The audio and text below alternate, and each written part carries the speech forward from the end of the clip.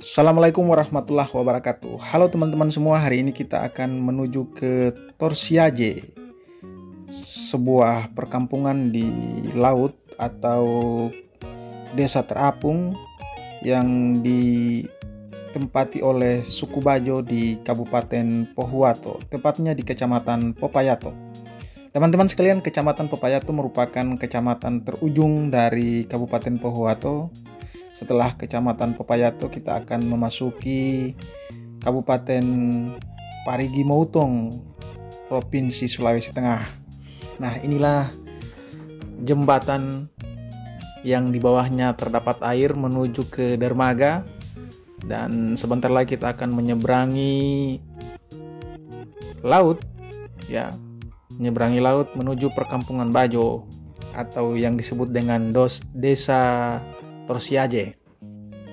Nah, di Desa Torsiaje ini teman-teman sekalian merupakan desa yang terpisah dari daratan Sulawesi, dan mereka mendiami laut yang agak dangkal ketika air pasang itu airnya banyak, ketika air surut itu airnya agak dangkal sehingga bisa ada di bagian-bagian tertentu yang kering. Tetapi ini sebetulnya memang berada di laut, tidak di darat, sehingga di bawah rumah-rumah mereka ada genangan air, ya, air laut. Nah, sekarang kita akan coba untuk naik perlahan-lahan satu-satu orang untuk menyeberang. Nah, ini adalah transportasi yang digunakan untuk menyeberang dari dermaga ke Desa Torsiaje. Teman-teman sekalian, kali ini kami ada kegiatan dari Balai Guru Penggerak, khusus kegiatan Sekolah Penggerak Angkatan 3 Lokakarya yang kita akan laksanakan di Desa Torsiaje ini. Dan sekarang kami akan coba berangkat. Teman-teman sekalian, ini setiap orang akan dihitung biaya transportasinya Rp5.000. Nah, kita akan berangkat ini menggunakan alat transportasi bodi batang atau perahu yang tanpa semang, kemudian akan didorong oleh mesin ketinting. Ini luar biasa ini teman-teman perjuangannya, ya. Di sana nanti kita akan jumpai perkampungan yang ketika berada di perkampungan itu kita akan lihat bagaimana penampakan dari Pulau Sulawesi dari arah lautnya. Ini dikelilingi oleh hutan bakau, yang tentu hutan bakau ini merupakan hutan yang dilindungi oleh masyarakat sekitar. Ada beberapa juga pohon bakau yang mencoba ditanami kembali untuk penghijauan di daerah pesisir. Nah, keren. Baik teman-teman sekalian, perjalanan menuju Torsiaje dari dermaga memakan waktu kurang lebih 5 menit saja. Ini kita bisa lihat di sisi kiri, ada sisi kanan, ya, ada tiang PLN. Jadi tiang PLN ini melintasi laut menuju Desa Torsiaje. Selain tiang PLN juga teman-teman, ada juga pipa PAM PDAM yang disalurkan lewat laut, sehingga tidak perlu risau ketika ke Torsiaje untuk menggunakan air bersih, karena di sana tetap menggunakan air bersih seperti ketika teman-teman berada di daratan.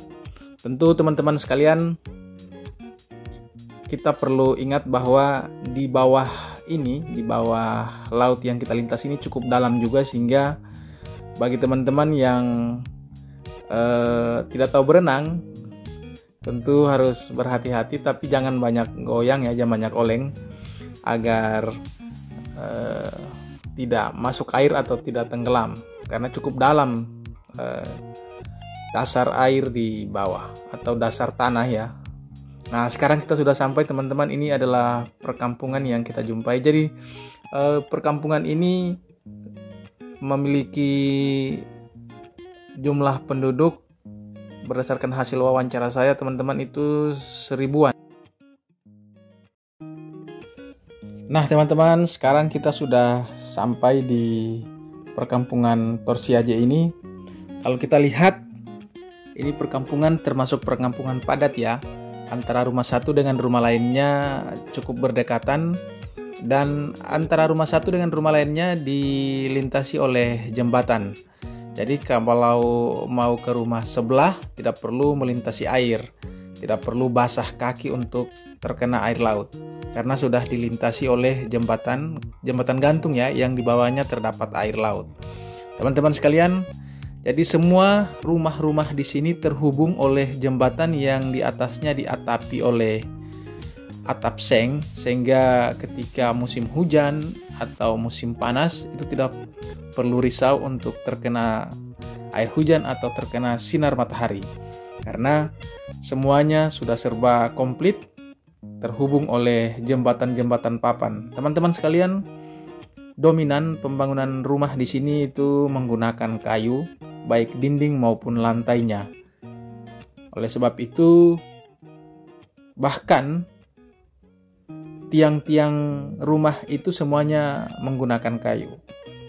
Ini kalau kita lihat, ada gang di tengah yang dilintasi oleh kendaraan laut seperti ketinting ini yang kami gunakan dari rumah sebelah ke rumah sebelah. Jadi semacam jalan ya, jalan lintas laut yang akan dilintasi. Ini kalau kita lihat di sisi kiri dan sisi kanan itu air laut semua, dan jembatan penghubung ini dipagari dengan kayu agar orang tidak mudah tercebur atau jatuh di sisi kiri maupun sisi kanan. Kalau kita lihat di sebelah sana ya teman-teman, itu merupakan dusun-dusun juga atau RT yang berbeda, dan di tengahnya itu bisa dilintasi oleh perahu-perahu kecil untuk melakukan transportasi ya ke sebelah. Nah ini kalau kita lihat rumahnya serba papan ya teman-teman. Nah di bawahnya ada air laut, ada ikan, ada duri babi ya. Ini adalah ruangan yang digunakan ketika ada kegiatan. Aula ini aula serbaguna yang pada saat-saat tertentu digunakan untuk tempat kegiatan, dan pada saat-saat tertentu juga digunakan untuk olahraga. Jadi teman-teman, masyarakat di sini bukan semata-mata mata pencahariannya adalah di laut. Mereka tidak berolahraga karena tidak ada lapangan atau tidak ada daratan seperti yang kita kenal selama ini. Di sini juga mereka berolahraga. Ada bulu tangkis, ada volleyball, itu disiapkan. Tetapi ketika mereka bermain bulu tangkis itu dasar yang digunakan untuk menginjak itu bukan tanah atau bukan cor, tetapi papan yang diatur demikian rupa sehingga menjadi terlihat seperti papan lapangan. Ini adalah sekolah yang kami akan kunjungi sebagai tempat kegiatan. Sekolahnya sekolah di atas laut, namanya SMP Negeri 3 Popayato. Sekolah ini dikelilingi oleh laut. Kalau kita lihat dari ke arah utara, sekolah ini tampak Pulau Sulawesi. Kalau kita lihat ke arah selatan itu terlihat laut lepas. Jadi teman-teman, luar biasa. Ini adalah ruang kelas yang kami akan gunakan untuk mengikuti kegiatan Lokakarya. Oke, sukses selalu untuk teman-teman semua. Assalamualaikum warahmatullahi wabarakatuh.